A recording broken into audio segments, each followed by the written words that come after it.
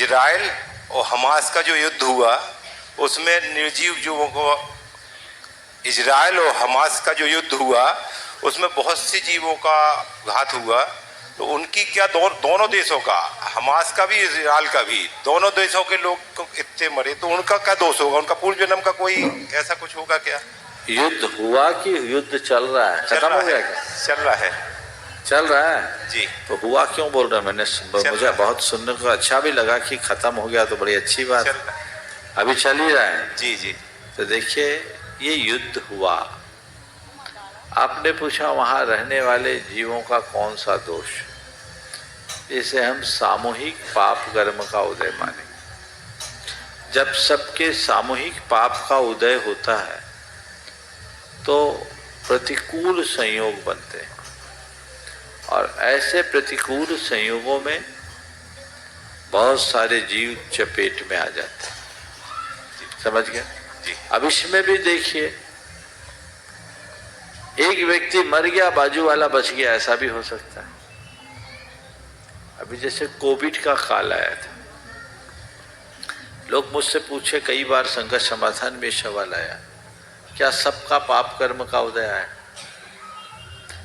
तो मैंने उस समय जो उत्तर दिया था, आज के सवाल के संदर्भ में भी मैं उसे दोहराना चाहूँगा कि एक बात अपने हृदय में बिठा लीजिए कि जीवन में जो कुछ घटता है सब कर्म से ही घटता है। ये बात सही नहीं है, ये अधूरा है, अधूरा सच है।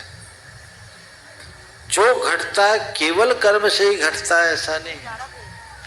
कर्म है, काल है, दैव है, स्वभाव है, भवितव्य है, नियति, अनेक परिणतियां जुड़ती है। तब इन सबको अगर मिला दे तो कह दे संयोग। तो कभी कभी संयोग उल्टे बन जाते हैं, और उल्टे संयोग से इस प्रकार के विप्लवकारी प्रसंग बनते हैं, और उसमें वे हर प्राणी अपने अपने पुण्य पाप के अनुरूप प्रभावित होते हैं। कई ऐसे हैं जो कोविड में बिल्कुल मरते मरते बच के आ गए, और कई ऐसे जो पहले ही झटके में चले गए। तो यहां उनका व्यक्तिगत पुण्य पाप कुछ भागीदार रह सकता है।